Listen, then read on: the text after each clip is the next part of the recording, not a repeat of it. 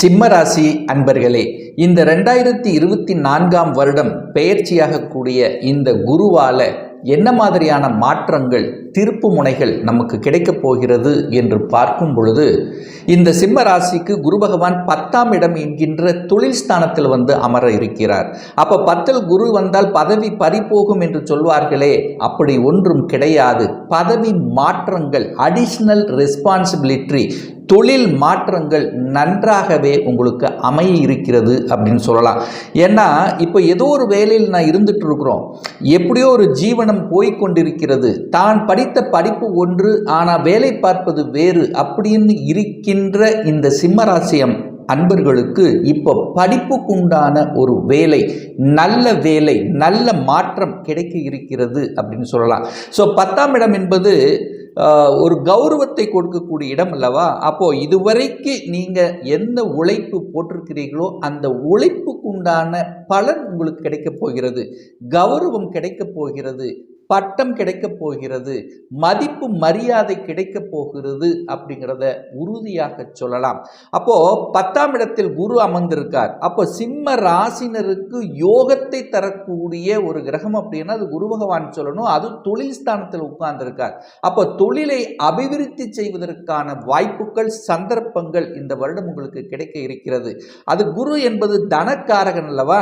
அப்போ தனக்காரகன் தொழில் ஸ்தானத்தில் அமரும் போது தொழிலின் மூலமாக நீங்கள் எந்த தொழிலை செய்கிறீர்களோ அந்த தொழிலின் மூலமாக தன வருவாயை பெருக்கிக் கொள்ளக்கூடிய சந்தர்ப்பம் உங்களுக்கு நிச்சயமாக ஏற்படுத்தும். ஏற்கனவே ஒரு தொழில் இருக்கீங்கன்னா அந்த தொழிலை அபிவிருத்தி பண்ணுவீங்க, நிறைய கிளைகளை உருவாக்கக்கூடிய தன்மை. இதுவரைக்கும் ஒரு வேலை பார்த்து கொண்டிருந்தீர்கள், இப்போ சொந்தமாக ஒரு தொழிலை செய்யலாம் என்கின்ற எண்ண உந்துதல் உங்களுக்கு நிச்சயமாக ஏற்படுத்தும். அதன் மூலமாக அபிவிருத்திகள் நடக்கக்கூடிய வாய்ப்புகள், சந்தர்ப்பங்கள், பெரிய மனிதர்களினுடைய தொடர்புகள், குருமார்களினுடைய தன்மைகள், அவர்களுடைய ஆசீர்வாதங்கள் அத்தனையும் கிடைக்கக்கூடிய ஒரு நல்ல குரு பயிற்சியாக இந்த சிம்ம ராசினருக்கு அமைய இருக்கிறது அப்படின்னு சொல்லலாம். அந்த குரு பகவான் தனது 5ஆம் பார்வையாக அந்த 2ஆம் இடம் என்கின்ற தனஸ்தானத்தை பார்க்கிறார் அல்லவா? அப்போ தனஸ்காரகனான குரு பகவான் தனஸ்தானத்தை பார்க்கக்கூடிய நிகழ்வு 12 வருடங்களுக்கு அப்புறம் இது இருக்கிறது. அப்போ என்ன ஆக போகிறது? தனத்தை பெருக்கிக் கொள்வீர்கள். குடும்பத்துக்காக என்னென்ன செலவு செய்யணும்னு நினைக்கிறீங்களோ அத்தனை சுப காரியங்களை செய்யக்கூடிய நிகழ்வுகளும் இருக்கிறது. அப்போ குடும்பம் சார்ந்த விஷயத்தில் ஒரு பிரச்சனையோடு இருந்தவர்கள், அல்லது கணவன் மனைவிக்குள்ள ஒரு விரிசல் ஏற்பட்டு இருந்தவர்கள், கணவன் ஒரு சைடு மனைவி ஒரு சைடு, இந்த மாதிரியான ஒரு குழப்பத்தில் இருந்தவர்களுக்கெல்லாம் இப்போ கணவன் மனைவி ஒன்று கூடுவதற்கான வாய்ப்புகளையும் சந்தர்ப்பங்களையும் ஏற்படுத்தி கொடுக்கும். தன்னுடைய பேச்சை யாரும் கேட்கல, அதாவது நான் எங்கே பேசினாலும் அதில் ஏதாவது ஒரு வகையில் ஒரு பிரச்சனை வந்து கொண்டிருக்கிறது, அல்லது தன் பேச்சை தன் குடும்பத்தில் இருக்கிறவர்கள் கூட கேட்க மாட்டாங்கிறாங்க அப்படின்னு நினைத்து கொண்டிருந்த சிம்மராசி என்பர்கள் நிச்சயமாக இந்த மே மாதத்துக்கு அப்புறம் உங்கள் பேச்சை கேட்கக்கூடிய அமைப்பு, 4 பேர் உங்களை மதிக்கக்கூடிய அமைப்பும் இந்த காலகட்டம் உங்களுக்கு சிறப்பாக இருக்கிறது அப்படின்னு எடுத்துக்கலாம். அப்போது தனம் நன்றாக இருக்க போகிறது, குடும்பத்தில் இருந்து வந்த பிரச்சனைகள் எல்லாம் விலகப் போகிறது, உங்களுடைய வாக்கு பலிதமாக போகிறது. நீங்கள் எந்த பேச்சு பேசுகிறீர்களோ அந்த பேச்சின் மூலமாக நன்மைகள் நடக்கக்கூடிய தன்மை. ஒரு சிலர் தன்னுடைய பேச்சை அறிவை வைத்து செய்யக்கூடிய தொழில்கள் மூலமாக நல்ல வருமானம் பெருக்கக்கூடிய தன்மை. கன்சல்டன்சி, கமிஷன், மார்க்கெட்டிங், அதாவது டார்கெட் வச்சு செய்யக்கூடிய தொழில்கள். ஸோ இது எல்லாமே உங்களுக்கு சக்சஸாக அமையக்கூடிய தன்மையை ஏற்படுத்தும். என குரு பகவான் அந்த கேதுவை பார்க்கின்ற காரணத்தால், கேல யோகத்தால் தனத்தை பெருக்கக்கூடிய தன்மை, குடும்பத்துக்கு தேவையான அனைத்து விதமான பொருள்கள் வாங்கி மகிழக்கூடிய தன்மை, குடும்பத்தில் சுப காரியங்கள் செய்யக்கூடிய தன்மை. இதுவரைக்கு குழந்தை பிறப்பு சம்பந்தப்பட்டத்தில் தடைப்பட்டு கொண்டிருந்தவர்களுக்கு குடும்பத்தில் ஒரு உறுப்பினரை இணைத்துக் கொள்வதற்கான நிகழ்வுகள், சந்தர்ப்பங்கள் ஏற்படக்கூடிய தன்மை. ஸோ இது எல்லாமே உங்களுக்கு சிறப்பாக இருக்கிறது. அடுத்து 7ஆம் பார்வையாக சம சப்தம பார்வையாக அந்த 4ஆம் இடத்தை பார்க்கிறார் அல்லவா? அப்போ 4ஆம் இடத்தை பார்க்கும் பொழுது நிச்சயமாக சுகஸ்தானத்தை வலுப்படுத்தும். ஸோ கடந்த காலத்தில் பார்த்தீங்கன்னா, கடந்த வருடத்தில் பார்த்தீங்கன்னா அந்த சனி பகவான் 4ஆம் இடத்தை பார்த்து கொண்டு பல தொல்லைகளை, சுகம் சார்ந்த விஷயத்தில் தொல்லைகளை கொடுத்து கொண்டிருந்தார். உடம்பு சம்பந்தப்பட்ட இதில், அதாவது எல்லாமே நன்றாக இருந்தாலும் ஏதோ ஒரு வலி இருந்து கொண்டே இருக்கிறது என்று இருக்கின்றவர்களுக்கும், தாயின் சுகத்தை அறியாதவர்கள், அதாவது தாய் வர்க்கம் சார்ந்த விஷயத்தில் பிரச்சனைகளை சந்தித்து கொண்டிருந்தவர்கள், அல்லது தாயை விட்டு வெளியில் இருந்தவர்கள், இதெல்லாம் தாயுடன் ஒன்று கூறுவதற்கான வாய்ப்புகள், தாயினுடைய உடல்நலத்தில் இருந்து வந்த பிரச்சனைகள் அத்தனையும் விலகக்கூடிய ஒரு நல்ல காலம் வந்தாச்சு அப்படின்னு சொல்லணும் இந்த சிம்மராசி அன்பர்களுக்கு. அதே சமயத்தில் விவசாயம் சம்பந்தப்பட்ட துறையில் ஒரு பெரிய வளர்ச்சியை கொடுக்கல, என்னதான் உழைச்சாலும் அது ஒரு நல்ல வருமானம் கிடைக்கலையே என்று இருக்கின்ற சிம்மராசி அன்பர்களுக்கு இந்த வருடம் உங்களுடைய உழைப்புக்கேற்ற நிச்சயமாக வருமானம் பெருக்கக்கூடிய வகையில் இந்த காலகட்டம் உங்களுக்கு அமைய இருக்கிறதுங்கிறத உறுதியாக சொல்லலாம். அதே சமயத்தில் 6ஆம் இடத்தை பார்க்கிறார் அல்லவா, 6ஆம் இடம் என்பது கடன் சார்ந்த விஷயங்கள். அப்போ இதுவரை கடனையே அடைக்க முடியல, நான் சம்பாதிக்கிறதெல்லாம் இஎம்ஐக்கே போகுது அல்லது ஏதாவது ஒரு செலவுக்கே போகுது, கடன் வாட்டி வதைக்கிறது என்று இருந்து கொண்ட இந்த சிம்மராசி என்பர்கள் இந்த மே மாதத்துக்கு அப்புறம் அந்த கடனை அடைப்பதற்கான சாத்தியக்கூறுகள் உங்களுக்கு தென்படும். அப்போ கடன் படிப்படியாக குறையக்கூடிய வழிகள், அதே சமயத்தில் எதிரிகள் சார்ந்த விஷயங்கள், அதாவது ஒரு டைரக்டாக நேர் எதிரியாக இருந்தால் நம்ம ஃபேஸ் பண்ணலாம், ஆனால் மறைமுகமாக இன்டைரக்டாக நமக்கு தொல்லை கொடுத்து கொண்டிருந்தார்கள், யார் தான் தொல்லை கொடுத்து கொண்டிருந்தார்கள் என்று இனம் கண்டு கொள்ள முடியாமல் தவித்து கொண்டிருந்தது சிம்மராசி என்பர்கள், இவர்கள் தான் நமக்கு தொல்லை தருகிறார்கள் என்கின்றதை கண்டறிந்து அதற்கு தகுந்த மாதிரி பதிலடி கொடுத்து வெற்றி பெறக்கூடிய வாய்ப்புகள், சந்தர்ப்பங்கள் இந்த காலகட்டம் உங்களுக்கு இருக்கிறது. அல்லது ஒரு சில அந்த எதிரியிலிருந்து விட்டு விலகக்கூடிய வாய்ப்புகள், அல்லது ஒரு சிலருக்கு எதிரிகளை நண்பர்களாக கூடிய வாய்ப்புகளையும் சந்தர்ப்பங்களையும் நிச்சயமாக உருவாக்கும். அப்போ நோய் சம்பந்தப்பட்ட விஷயத்திலிருந்து அதிலிருந்து விடுதலை பெறுவதற்கான வாய்ப்புகள், அல்லது வழக்கு சம்பந்தப்பட்ட பிரச்சனைகள் நிலுவையில் இருந்து கொண்டிருக்கிறது, 2-3 வருடங்களாக அது சிக்கல்ல இருந்துட்டு இருக்கு, ஒரு விடையே தெரியல அப்படின்னு தவித்து கொண்டிருந்த சிம்மராசி என்பர்களுக்கு இந்த மேக்கு அப்புறம் பார்த்தீங்கன்னா ஜூன் ஜூலையில் நிச்சயமாக உங்களுக்கு வழக்கு சார்ந்த விஷயத்திலிருந்து விடுதலை பெறுவதற்கும் முற்றுப்புள்ளி வைப்பதற்கான ஒரு நல்ல காலகட்டமாக உங்களுக்கு அமைகிறது. 6ஆம் இடத்தை பார்க்கறதுனால, 6ஆம் இடம் என்பது வேலை, பார்த்தீங்களா, அந்த வேலை இல்லாதவர்கள், இதுவரைக்கும் ஒரு சரியான வேலை கிடைக்கலங்கிறா, இப்போ வேலை கிடைத்து விடும், நல்ல வேலையாக அமையும், படித்த படிப்புக்குண்டான வேலை கிடைக்கக்கூடிய வாய்ப்புகள்.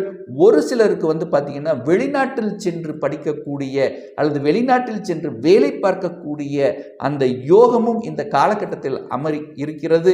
என ராகு பகவான் 8ஆம் இடத்தில் அமர்ந்திருக்கார். அப்போ நிச்சயமா உங்களை ஊரை விட்டு வெளியே கடத்தக்கூடிய தன்மையும் ஒரு சிலருக்கு ஏற்படுத்தக்கூடிய தன்மை, அதாவது ஒரு சிலர் தன்னுடைய குடும்பத்தை விட்டு விலகி, அதாவது வேலைக்காக அல்லது தொழிலுக்காக வெளியே செல்லக்கூடிய சந்தர்ப்பங்களும் ஒரு சிலருக்கு ஏற்படுத்த இருக்கிறது.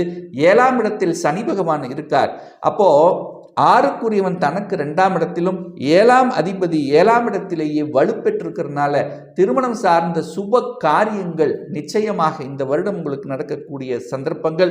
என நெடு நாட்களாகவே பிரச்சனையோடு இருந்தவர்கள், அதாவது தொல்லையாக இருக்கிறது, வரன் எத்தனையோ வரம் பார்த்தேன் ஆனால் ஃபிக்ஸ் ஆக மாட்டேங்குது, அதாவது என் கூட இருந்தவர்களுக்கெல்லாம் திருமணம் ஆகிவிட்டது, இப்படி தொந்தரவு பிரச்சனையோடு இருந்தவர்கள் இந்த வருடம் உங்களுக்கு திருமணம் சுப காரியங்கள் சந்தோஷப்படக்கூடிய வகையில் அமைய இருக்கிறது அப்படிங்கிறத நம்ம உறுதியாக சொல்லலாம். கூட்டு தொழில் சார்ந்த விஷயத்தில் இருந்து வந்த பிரச்சனைகள் அத்தனை விலகப் போகிறது. ஆனால் என்னன்னா, சனி பகவான் உங்களுடைய ராசியை பார்க்கறதுனால கொஞ்சம் பிடிவாத குணமும் ஆக்ரோஷ தன்மையும் கொஞ்சம் அதிகமாக இருக்கும். ஸோ அதை மட்டும் நீங்கள் குறைச்சிக்கிட்டாலே இந்த வருடம் உங்களுக்கு பெரிய பாதிப்பை ஒன்றும் கொடுக்க போவது இல்லை. அதே சமயத்தில் 9ஆம், அதாவது இதுவரைக்கு பாக்கியஸ்தானத்தில் குரு பகவான் இருந்து கொண்டு அந்த இடத்துல ராகுவோடு சனி பார்வையோடு இருந்ததுனால போன குரு பயிற்சிங்கிறது பெரிய ஒரு பலன் உங்களுக்கு கொடுக்காமல் இருந்திருக்கலாம். ஆனால் இப்போ இந்த குருவானவர், அதாவது காலச்சக்கரத்துக்கு 2ஆம் இடம் என்று சொல்லக்கூடிய அந்த ரிஷப மனையில் சுக்கிரனுடைய வீட்டில் குரு பகவான் பரிபூர்ண ஒளிப்பொன்று இருக்கின்ற காரணத்தால குடும்பம் சார்ந்த விஷயங்கள், சுகம் சார்ந்த விஷயத்தில், நல்லவைகள் தனம் சார்ந்த விஷயத்தில், தொழில் சார்ந்த விஷயத்தில் ஒரு நல்ல அபிவிருத்தி தரக்கூடிய வகையிலும், அதுவும் சுக்கிரனுடைய காரகத்துவம் என்று சொல்லக்கூடிய கலை சம்பந்தப்பட்ட துறையில் இருக்கின்றவர்களுக்கும் குரு 10ல் இருக்கிறதுனால அந்த குரு அப்படிங்கிறது போதனைகளை செய்வது, சொல்லிக் கொடுப்பது, ஆசிரியர்கள் இந்த மாதிரி இருக்கிறவங்களுக்கும், சட்டம், நீதித்துறை, வக்கீல் இந்த மாதிரி தங்கத்தை வைத்து தங்கம் சார்ந்த துறையில் இருக்கிறதும், மஞ்சள் நிற சம்பந்தப்பட்ட துறையில் இருக்கின்றவர்களுக்கும் நல்ல வளர்ச்சியை கொடுக்கக்கூடிய ஒரு உத்தமமான குரு பயிற்சியாக அமையிருக்கிறது இந்த சிம்மராசி அன்பர்களுக்கு. இப்போ நான் சொன்னது கோச்சார ரீதியான ஒரு பொதுவான பலன்கள். உங்கள் ஜாதகத்தில் குரு பகவான் எப்பேற்பட்ட நிலையில் இருக்கார், அதாவது ஆட்சி பலத்துடன் இருக்காரா, இல்லை உச்ச பலத்துடன் இருக்காரா, இல்லை மூலத்திரிகோண பலன் அல்லது நீசமாக இருக்காரா, அல்லது திக்பலத்துடன் இருக்காரா அப்படிங்கிறத பாருங்க. அதே சமயத்தில் குரு பகவான் சுப கிரகங்களுடைய பார்வை பெற்றிருக்கா அல்லது அசுப கிரகங்களுடன் இணைகிறார்களா அல்லது பார்த்திருக்காரா, என்ன தசாபுத்தி, இதை பொறுத்தும் அதனுடைய பலன்கள் வேறுபடும். ஒரு துல்லிய பலன் வேணும் அப்படின்னா உங்கள் ஜாதகத்தில் கிரகங்கள் எப்படி இருக்கிறது, அதாவது 9 கிரகங்கள் எப்படி இருக்கு, என்ன மாதிரியான ஆதிபத்தியம், எத்தனை டிகிரியில் இருக்கார், இப்போ என்ன நடப்பு, தசா புத்தி அந்தரம் சூட்சமம், இவைகளை வைத்துக்கொண்டு நீங்கள் கேட்கக்கூடிய எந்த கேள்வியாக இருந்தாலும் சரி, இந்த வருடத்தில் சொந்த தொழில் செய்வதற்கான விதி கொடுப்பினை நம்முடைய ஜாதகத்தில் இருக்கா, அப்படி இருக்கக்கூடிய பட்சத்தில் எப்போ நம்ம சொந்த தொழிலை ஆரம்பிக்கலாம், இப்போ நான் +2 முடிச்சிட்டேன், என்ன படிக்கலாம், என்ன கோர்ஸ் எடுத்து படித்தால் நமக்கு நன்று, என்ன வேலை நமக்கு கிடைக்கும், எப்போ வேலை கிடைக்கும், எப்போ ப்ரமோஷன் கிடைக்கும், எப்போ நமக்கு திருமணம் நடக்கும், எப்போ நமக்கு குழந்தை பாக்கியம் அமையும், இது போன்ற கேள்விகளுக்கு துல்லிய பதிலை நம்மால் கூற முடியும். ஒரு பர்சனல் கன்சல்டேஷன் எடுத்துக்கணும், அதாவது உங்களுடைய ஜாதகம் பார்க்கணும் என்று விருப்பமுடைய அன்பர்கள் டிஸ்பிளே தெரியக்கூடிய நம்பருக்கு வாட்ஸ்அப் மூலியமாகவோ ஃபோன் கால் மூலமாகவோ தொடர்பு கொண்டு அப்பாயின்மெண்ட் பெற்றுக்கொண்டு கன்சல்டேஷன் எடுத்துக்கலாம்.